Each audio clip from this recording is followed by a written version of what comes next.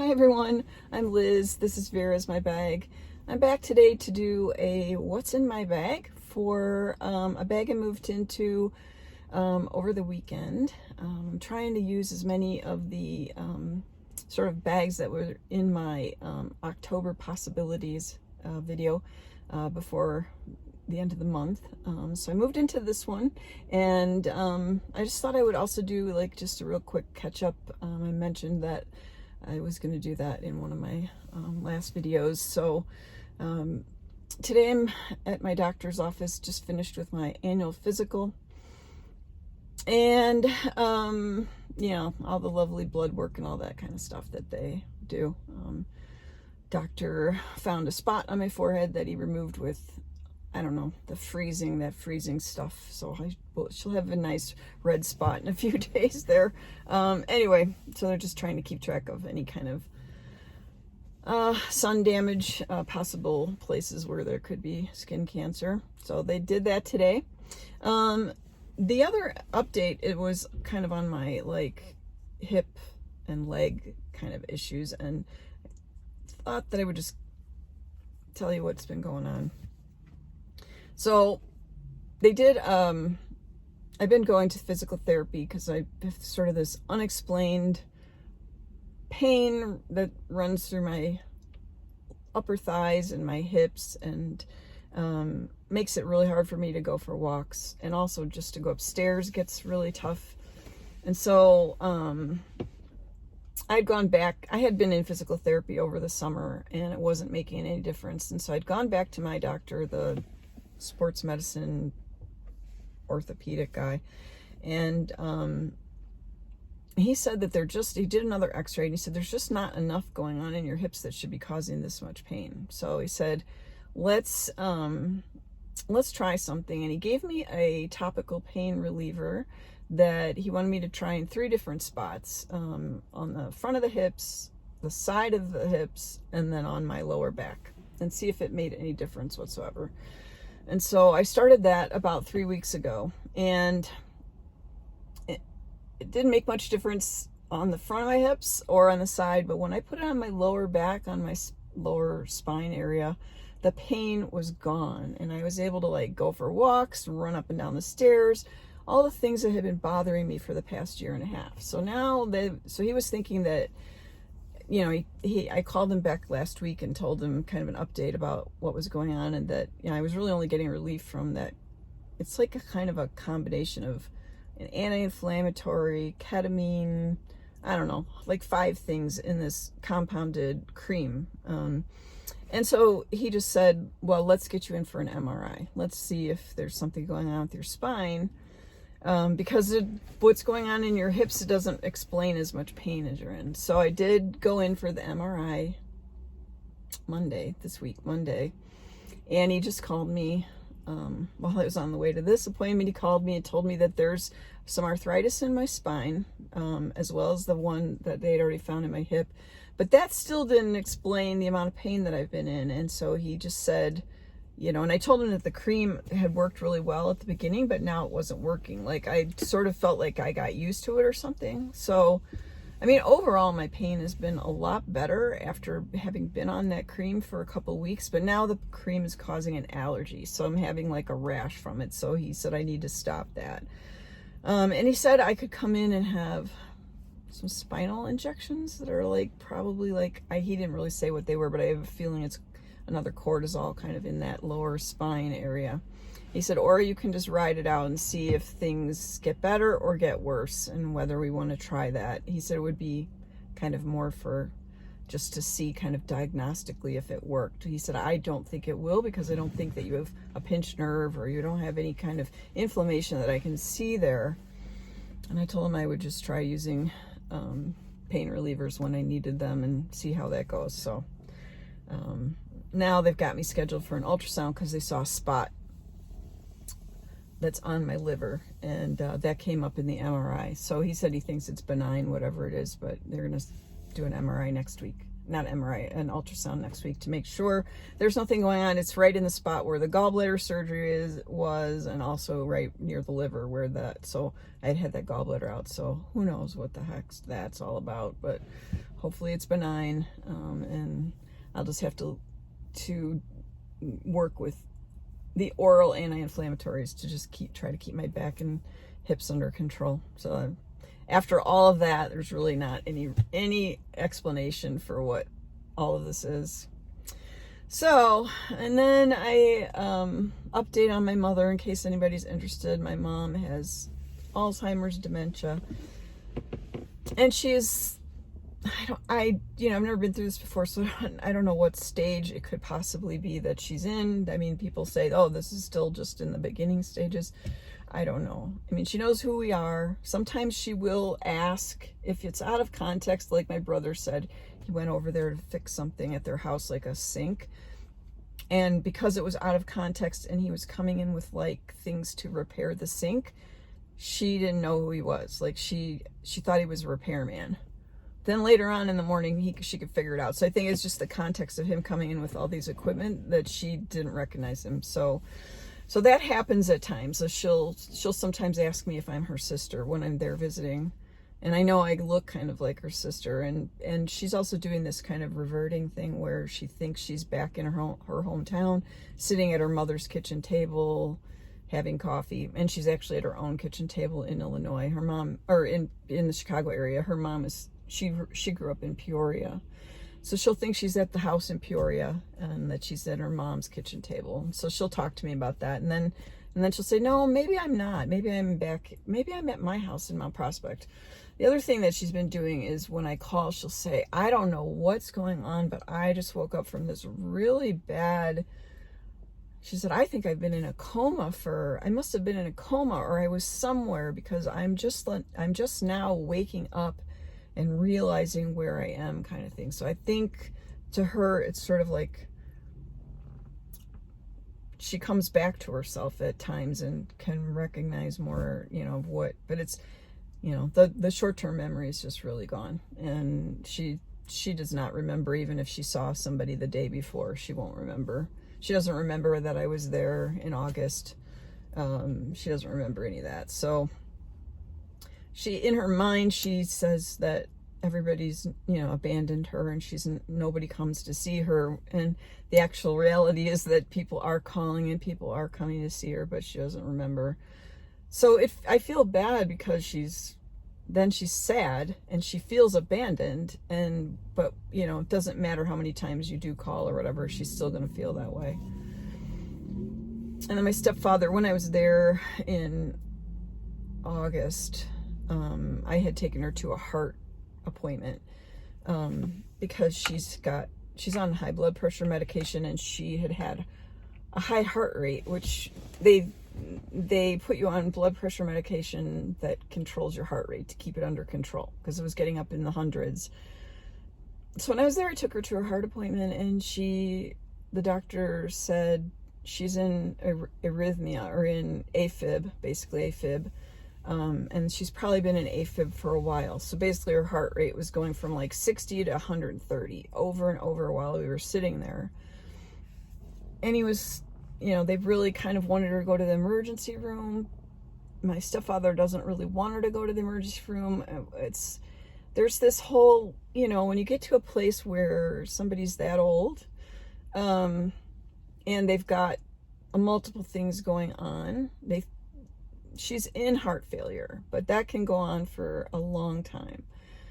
And so she's retaining fluid, so it's congestive heart failure, and her heart is not keeping up with what's going on in her body. So, it's looking more and more like, she's getting closer and closer to the end. And so the thing is that they just said, my stepfather, I was talking to my brother and sister about this. If she goes because I talked to the doctor I was there, it's like, if she goes to the emergency room right now, first of all, my stepfather is not approving of this right now. He wants to be there. He said, so I can't take her there. They said, we understand, but we really are thinking we should shock her heart to get it back in the correct fibrillation. And so I'm like, I'm not going. My stepfather was at a doctor appointment. I'm like, I'll just, he'll have to take care of this after I leave or whatever. This was like a couple days before I was leaving. And so basically, we talked about it. It's like, I kind of at some places felt like, why isn't he taking her to the emergency room? But when I talked to the doctor, I said, so if she goes to the emergency room, do you think they're going to admit her? And the doctor said, yeah, they're probably going to admit her. And so the big thing is, like, if once she's admitted, then they basically,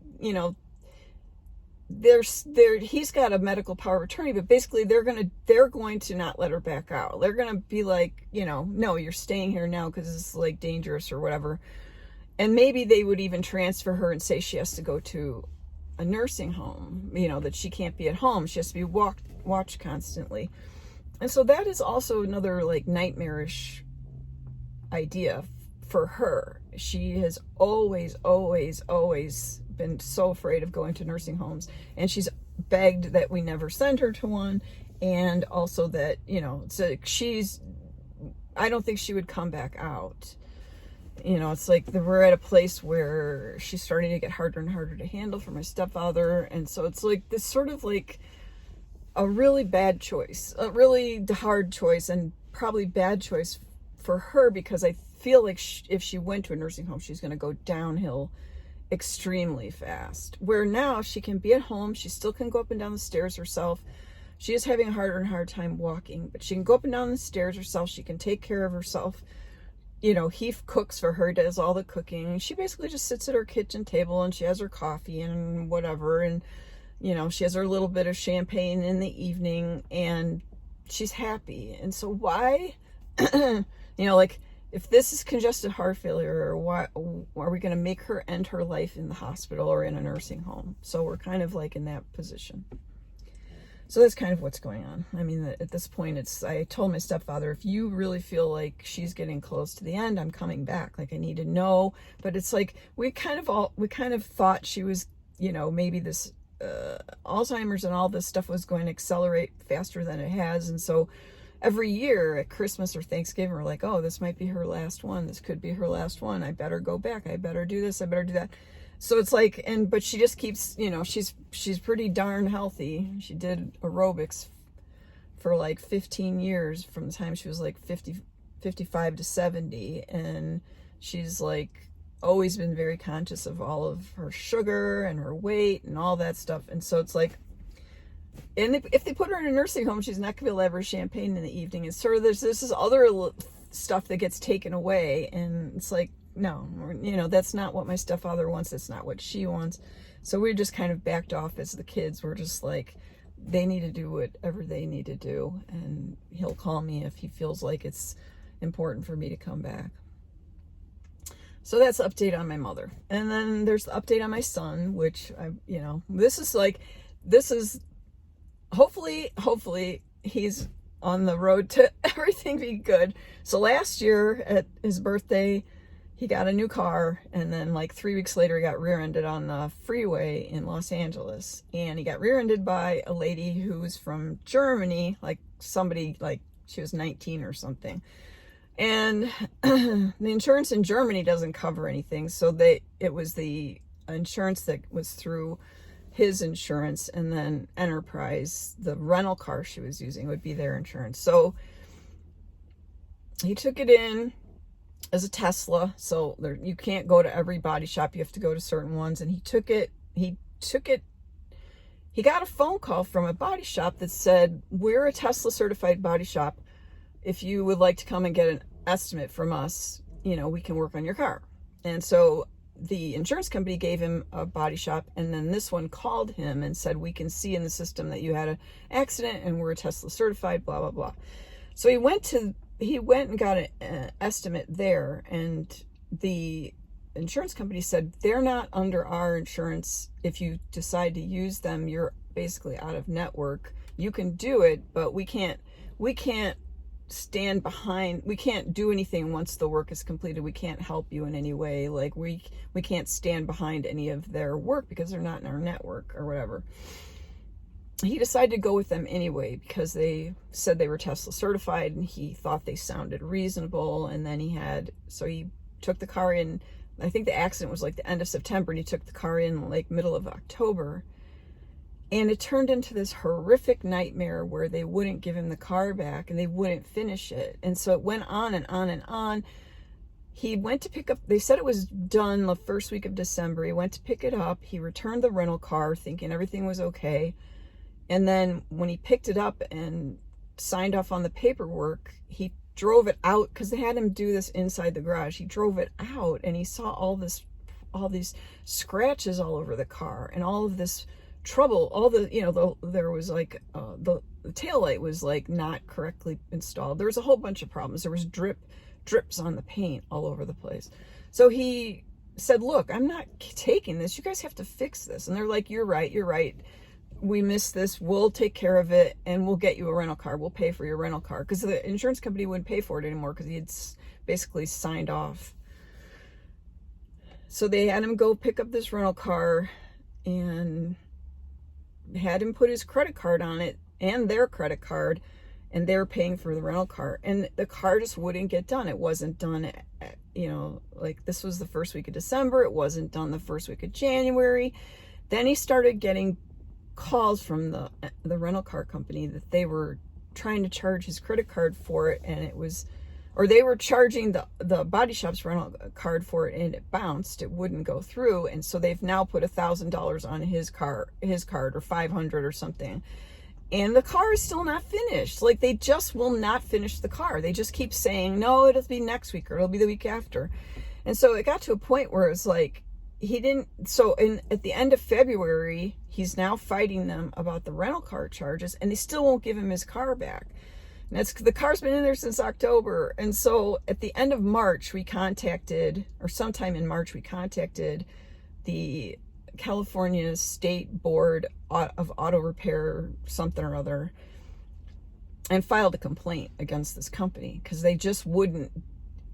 I think he ended up picking up his car. They finally like put it together. He picked it up, and they had scratched all the windows. They had scratched every part of the car, even though it was just the rear of the car that they fixed. Somebody had done something with the detailing of the car where they had scratched the entire car. You could see scratch marks everywhere. And so basically they're saying, we're done. We can't do any more. We've finished. And so he filed this claim. The California Auto Repair Board came and did a surprise inspection of their shop.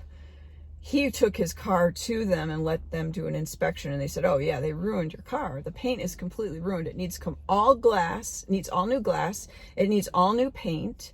And then with the other things that he had, the issues with the rear end with the bumper and the scuff marks, they had scuffed they had I don't know what they did. It was the detail guy, I think, but they ruined it. So he filed the complaint. They went down and inspected their shop and then told them this needs to be taken care of because the licensing goes through that board and they wouldn't be able to get their license. So they made an agreement to pay to have the whole thing repaired and the glass replaced, a complete paint job. And he told them he didn't want them doing it. They were gonna have to pay for it at another shop. So he found another shop, and that whole thing happened in August. They did so at the end of August, I think I was there visiting him when he got to pick up the car, and it's beautiful, it's perfect. And they had to pay like $15,000 to repaint the whole Tesla and put all new glass in. It was a disaster when I went there and saw what it looked like. I saw it in April when I went there. So that's done. And it was like this year-long fight with this body shop and calling the state of California and trying to get them to do something about it because the insurance companies on either side wouldn't help at all. They wouldn't help. And so he got, he's happy, all taken care of, and he didn't have to pay anything other than his deductible that he had originally had to pay. So that's all taken care of. He is affected by the strike. He left his job.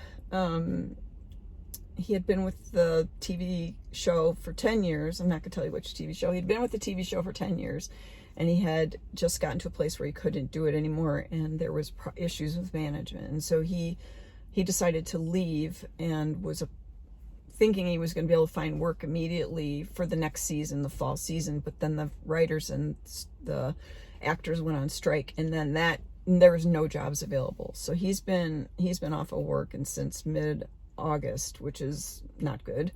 And so he's been having to, and so he's in the job hunt right now, and the strike is over. The strike ended a week ago or so. The strike is over, so now hopefully jobs will start getting posted again, so he'll be able to find something. So that's the update on my son and the car and all of the nightmare for the last year that's been causing me the most stress in my whole life. That car is like, oh my gosh, what a nightmare. So anyway, so sorry. So let's get to the what's in my bag. I don't know how long I've been going here, 20 minutes. So that's like kind of all the updates on me. Stress levels are a lot lower because that's over. Birthdays are, I've just got my husband's birthday. My daughter, I already got her something and left it behind at her house. So she's got a gift for her birthday there. And she's also got some new people in her life, and so she's busy. She's going to be busy for her birthday, so I feel less guilt that I'm not traveling there for her birthday. I can just spend, my husband's birthday is the 27th, hers is the 28th, and it's like all the birthdays are crammed together in my family. They always seem like they're right on top of each other. We have 5 in December, we have the 2 in October, and it's like just too many. Now we've got 2 in September. So anyway, stress levels are down, so I've been able to just relax and trying to stay on a buying freeze and not be tempted by all these sales that are going on, the friends and family sale, which is still, I think, going on today. If you haven't taken advantage of it, there's some great prices on the Vera website for friends and family sales, so go check it out before it might end tonight at midnight, so go check it out. The tote packs were like $29 for several different patterns, and that's a steal. That is a really good. That one's the one that's like, I'm really trying to resist. That and Peach Blossom Bouquet in Performance Twill. I really want something in that. So I've been just like, no, just hold off. You've got too much stuff. Anyway, so I moved into this bag over the weekend. This is the small Vera tote in the pattern Autumn Leaves, and I believe that this is a Dillard's exclusive pattern. I don't think it's in the catalog on the Vera site, and if I remember right, that this was a Dillard's exclusive pattern, which there's some really great patterns that were in the Dillard's exclusives, which they're not doing anymore. But it's a really gorgeous pattern, and I love this magenta wine color here. And this is just a nice bag, nice color for autumn, for October. And so I just thought I would move into this one. Just was calling my name. So I got some teals, sort of brownish pinks with a little bit of pink on the outside of those. So just get you up close to this pattern. I really love this. It's got this sort of tropical looking flower on it too. It's white, so really like this pattern. So this is from, I don't remember, I think it was 2018, or the tag says 2018 as the tag where it was manufactured in 2018. It still could have come out in 2019, but pretty sure it was 2018. And I think it's a fall pattern. And it's got this, you know, the old zipper, this zipper is still that old metal zipper. And so this is, although this one's pretty dang smooth. So I think I got this used. And so somebody else had used it enough that I guess, or maybe just certain ones, but it's that metal teeth. So I have to be careful with my hands that I don't rip them. And so inside of here, I've got, I think I've got receipts in here and also a charging cord. There is a pocket. I'll show you on the other one because this one is too sharp, so I'm closing that back up. There was some styles or some years where they were putting these grommets and you can feed a power cord through there. So I suppose the idea was that you would have a charger in here and your cell phone could sit in here with the power cord, but my charging brick is too big for this, so I can't do that. And so in here, in this pocket, I don't know if I've got anything. Oh, just my gum in that front pocket, and a used not a used napkin, a napkin from my console. So yeah, so it's got the pocket, the small Vera tote. It's got the nice piping on this bag. This is the signature cotton, not recycled, and it's got the great piping, which is sort of in this brown raisin color. I'm going to call that kind of raisin. Some great colors in here, sort of olivey green. I've got a Halloween charm here that I got at the Bath and Body store. I think I must have, sorry about that, I think I hit my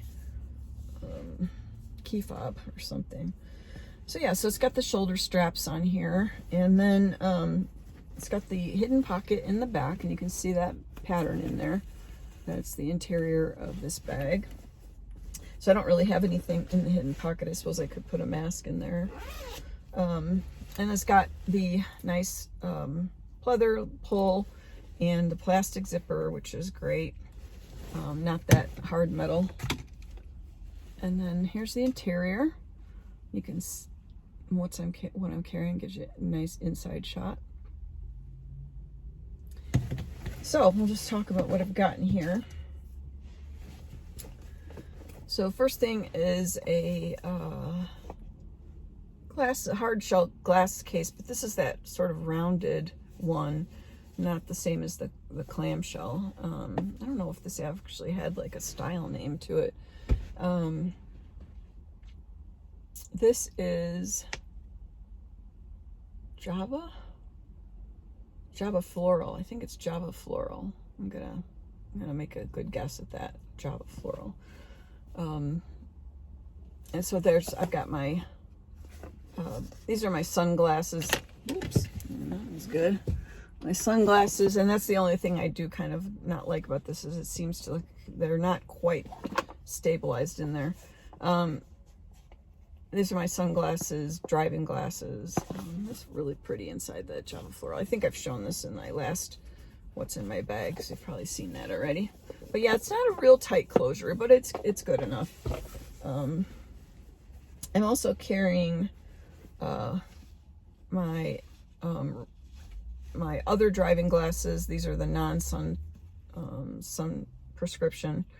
They are prescription, but not sunglasses. So these are kind of my distance glasses I use for driving and for watching movies, TV at home. And this is a double eyeglass case in Dream Tapestry. Yes, Dream Tapestry. So it's got some, sorry, this is kind of blown out when I get too close. Got some really nice oranges and purples. I think I've shown that before too.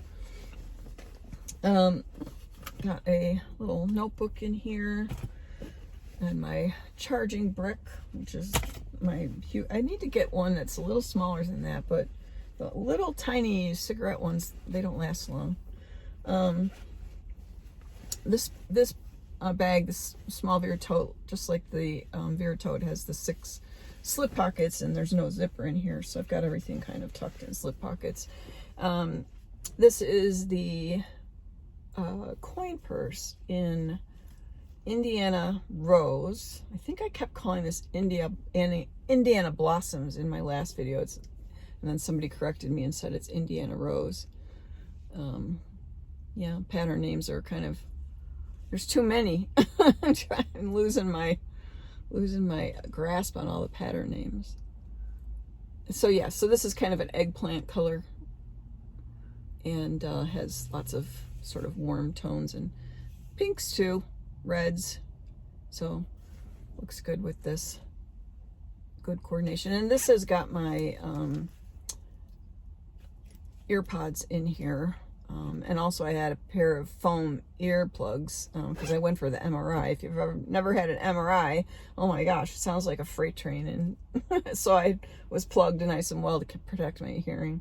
So that's the coin purse. I'm also carrying This is the cosmetic bag that I'm using, and this is called the cosmetic bag. I think that's cosmetic. No, it's called the makeup bag. I think that's the name of it.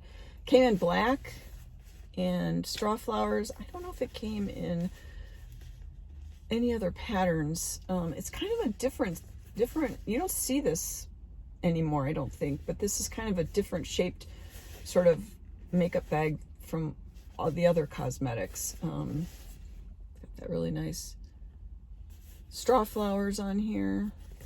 I know a lot of this is repeats of what you've already seen in prior videos. So I'm using this for all my cosmetics.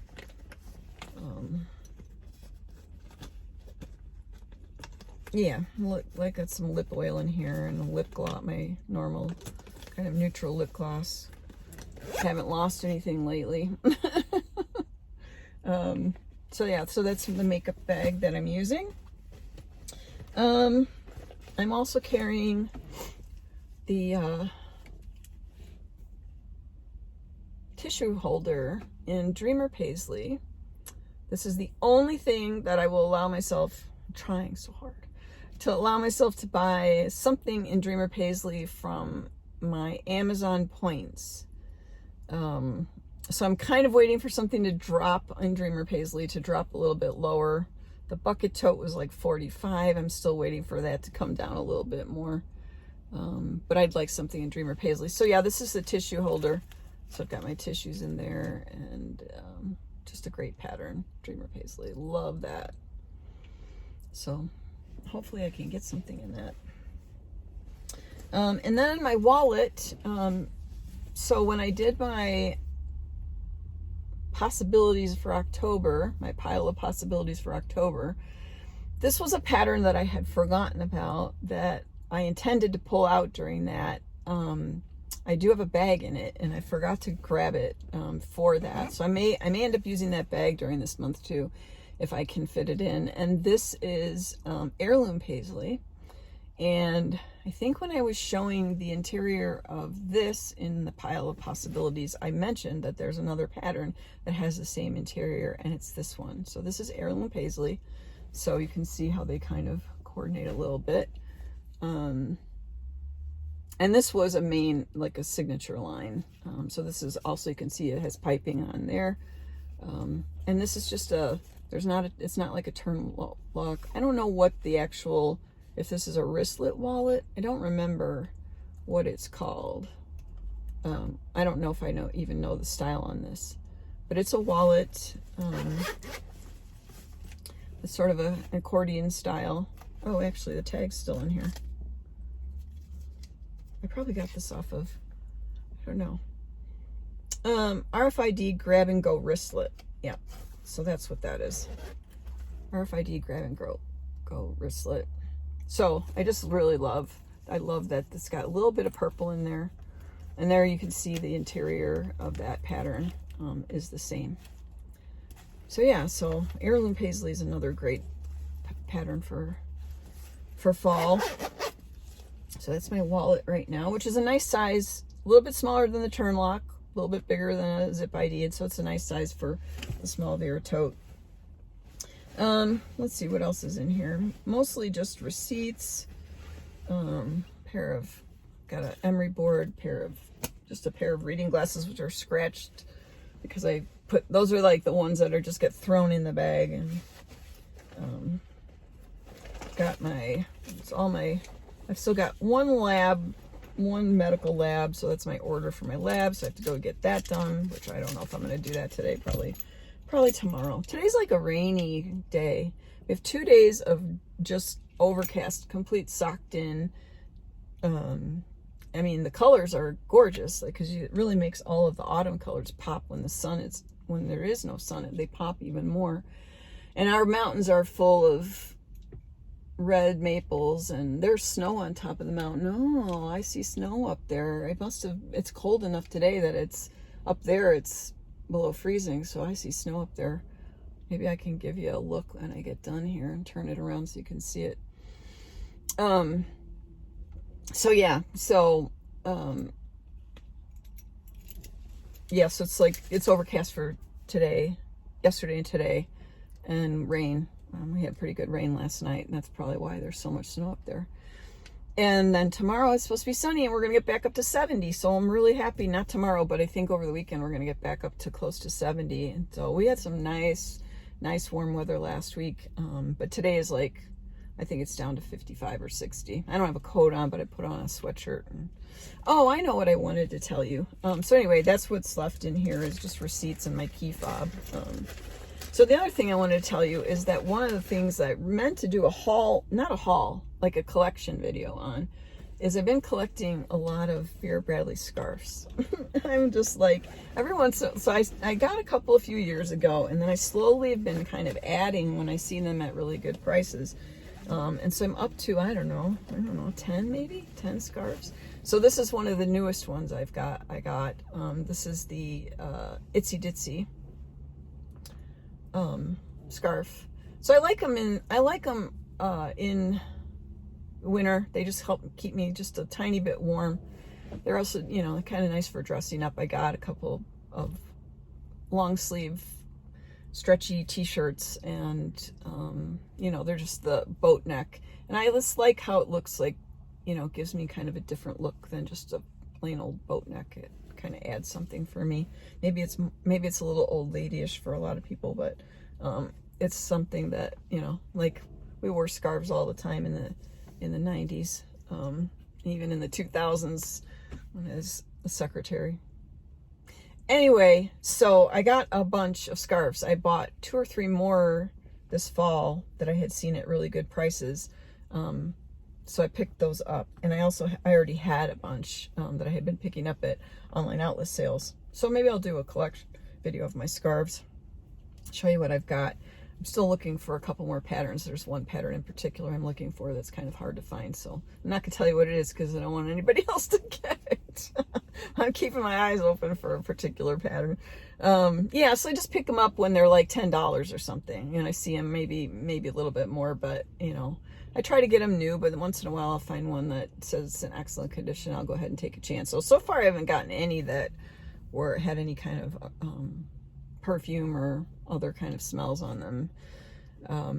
So I'm pretty happy with the scarves. And so yeah, I've got a little collection. Got them like displayed where I've got like a set of drawers inside of the closet in the Vera room.